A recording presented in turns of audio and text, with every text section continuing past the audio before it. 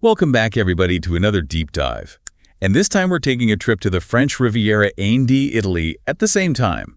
We'll be exploring Radio Nizza, broadcasting from Nice, France, and Milan, Italy, offering listeners a truly unique blend of culture and programming.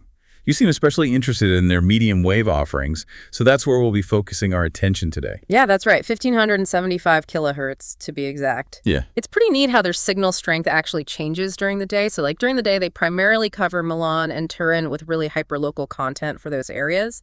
But then when the sun goes down, their signal actually reaches all across Europe. Whoa, that's kind of like they're throwing the sonic party every night that anyone in Europe can join. So their programming schedule must be pretty varied, reflecting that local and international audience. Well, yeah, they've really got everything from like daily weather reports to deep dives into literature and music and even a show about provincial Christmas desserts. It's called Tradici Dessert, and it goes into the history and the symbolism behind each one of these desserts. Wow, 13 desserts. That's a feast I'd love to be invited to. You know, I've seen those packages of nuts and nougats in those French supermarkets around Christmas time, but I never knew there was like a whole tradition behind them. Yeah, there's a lot more to it than you might think at first glance.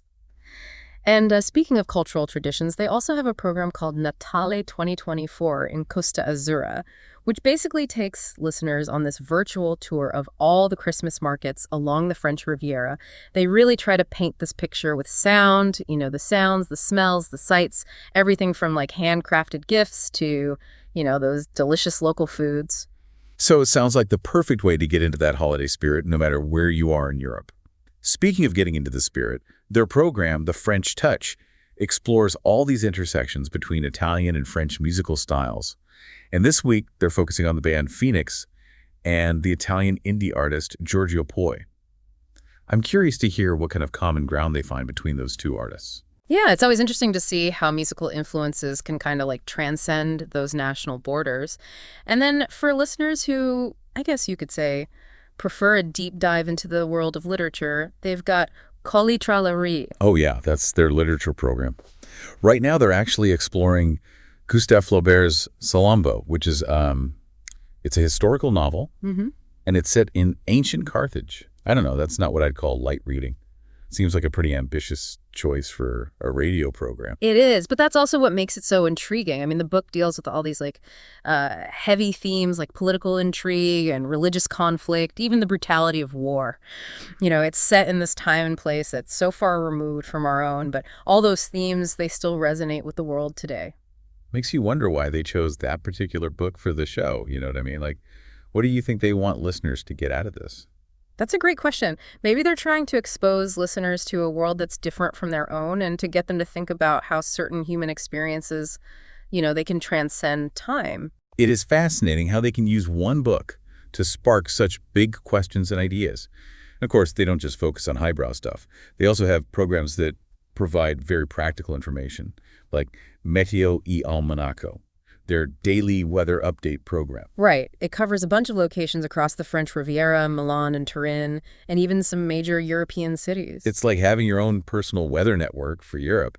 It's amazing they can provide that kind of localized information while also, keeping that broader European perspective. For sure. And they do a fantastic job of also highlighting those like unique cultural quirks of each region they cover. Like their Christmas programming does a great job of capturing the spirit of Provençal holiday traditions. Yeah, I wanted to circle back to that. I'm really intrigued by that Tradici dessert tradition. So, this whole tradition of 13 desserts is like super ingrained in the history and symbolism of Provence. It's like each dessert actually represents something specific, often tied to religious beliefs or like local ingredients. Oh, so it's not just about indulging a sweet tooth then. It's like a whole culinary history lesson. Are there any of those desserts that really stand out to you?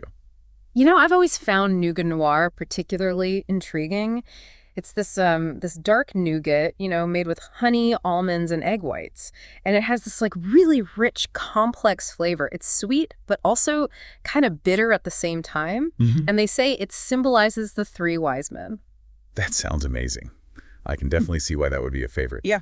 Now, speaking of delicious, Natale 2024 in Costa Azzurra takes us on that journey through all those Christmas markets along the French Riviera. It does, and it's curated by Antonella Fava, by the way. But it's more than just a shopping guide. The program really goes all out in like painting the sensory-rich portrait of the markets. I mean, you can almost hear the carols, smell roasted chestnuts, see the twinkling lights. It's like a sonic postcard from the holidays. And speaking of sonic experiences, what about Chouette Edith? That's where the singer Edith Spoon explores all those classic French Christmas songs, right? Yes. It's a true celebration of all that rich musical heritage of the holiday season. And this week's episode actually features a little twist, an Austrian carol called Stille Nacht. Right, an Austrian carol on a French radio station. Yeah. I think it kind of speaks to how universal certain holiday traditions are, you know? Music really transcends borders, and I think, adding Stille Nacht really drives that point home. Oh, and this week's episode also pays tribute to a recently deceased international music star. Pretty cool, huh? What a beautiful way to honor their legacy and, at the same time, acknowledge how music can evoke so many memories and emotions. But back to music, the French touch is another highlight on their medium wave schedule. For sure. This one's all about bridging that gap between Italian and French music. Like this week, they're looking at the French band Phoenix and the Italian indie artist Giorgio Poi. Oh, I wonder what kind of sonic similarities those two share. It's wild, right? How creativity really knows no boundaries. And all this, all of these shows are broadcast on their medium wave frequency, which reaches different audiences depending on the time of day, right? Absolutely. 1,575 kilohertz, that's the magic number. Yeah. It's almost like they're putting together two separate listening experiences, right? One for that local audience in Milan and Turin during the day, and then another one for like the wider European audience once the sun sets. That's a pretty cool strategy. So they're maximizing their reach, but still, offering really targeted content for both groups of listeners. And speaking of reaching listeners, they really encourage people to send in those reception reports, right? Absolutely. They want to make sure they're giving everyone the best listening experience. So they encourage feedback from their listeners. Yeah. You can reach them at info@radionizza.at. They're especially interested in hearing how well their signal is coming in across Europe. That's a great way to connect with the station and contribute to what they're doing. But getting back to Coli Trollery, I'm still so curious about their choice to feature Salambo. It just seems like a really intense listen, especially for a radio program, I know, it is. But that's also what makes it so compelling. Salambo goes deep into all the dark sides of power, religion, and violence in ancient Carthage. It's full of intrigue, betrayal, even some forbidden romance. Sounds like a real historical epic. Yeah. But we were also talking about Tradici dessert, which really caught my attention. It's amazing, right? It's not just 13 desserts, but all the stories and traditions that go with them. Right, like it's this little window into Provençal culture. These 13 desserts, they're not just sweet treats. They're like these symbols of faith and hope and all the good things the land has to offer, each one with its own little story. I'm starting to think we need to take a trip to Provence to really get the full experience. And of course, we can't talk about Radio Nizza without talking about Natale 2024 in Costa Azzurra.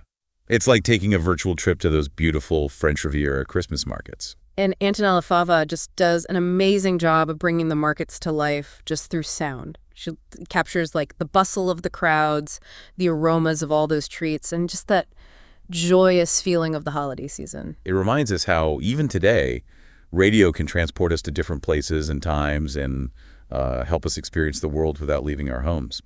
Speaking of transporting us, how about we move beyond medium wave for a bit? Yeah, it's amazing how much they pack into their medium wave programming, They really are a bridge between cultures. It's awesome how they connect their listeners with so many sides of French and Italian life. Right.